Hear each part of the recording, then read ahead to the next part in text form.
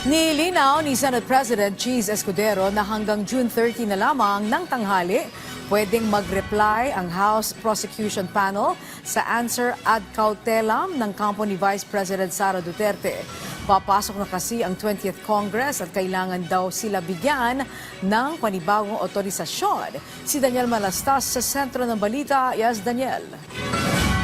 Angelique, sa kakatatapos lang na press conference si Senate President Francis Escudero, ginit niya na hanggang June 28 maaaring magbigay ng tugon ang House Prosecution Panel ng reply sa answer ad cautelam o doon sa binigay na sagot ni Vice President Sara Duterte sa summons ng Senate Impeachment Court. Pero dahil tatama ng weekend, itong June 28, pwede magsumite ang Kamara hanggang katanghalian ng June 30. Subalit paglilinaw ni Escudero, hindi mandatory ang pagsagot ng Kamara.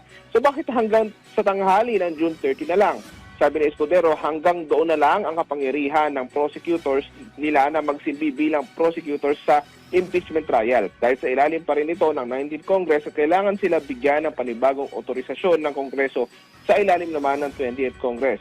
At kailangan daw ito ng plenary actions. Ibig sabihin, sa July pa o sa pagsisimula ng sesyon ng bagong Kongreso mangyari ang mga ito. May patutsada rin si Escudero sa House Prosecution Panel kaugnay sa mga dokumentong pinapasumite ng Korte sa prosekusyon. Kaya nga, Pebrero pa lang sinasabi ko na sa inyo, di ba, dun sa mga nagmamadali, hindi pwedeng magpursige ang trial dahil walang prosecutors mula June 30 hanggang July 28. Di ba, noon pa sinasabi na natin yan eh. Hindi naman pwedeng mag-trial na isang panig lang. Sa tigas ng ulo nila, ayaw nga tumanggap ng pleading, so hindi na ako magugulat kung gagawin mo nila yon. Biri mo, pagtanggap lang ng order, pagtanggap ng pleading, pagtanggap ng answer, pagtanggap ng appearance, pati yon papahirapan. So hindi na ako magugulat, sa totoo lang.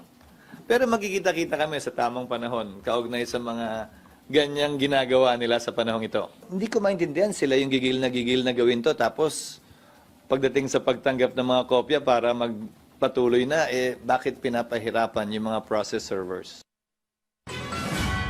Samantala, Angelique, sa kapapasok lang na balita, may sinumite na makadokumento itong House Prosecution Panel sa Senate Impeachment Court. At tinanggap naman ito ng Office of Senate Secretary na si Secretary Renato Bantug Jr. Subalit, Angelique, hindi pa nagbibigay ng komento o tugon si Secretary Bantug dahil nga kailangan muna niyang inform yung korte.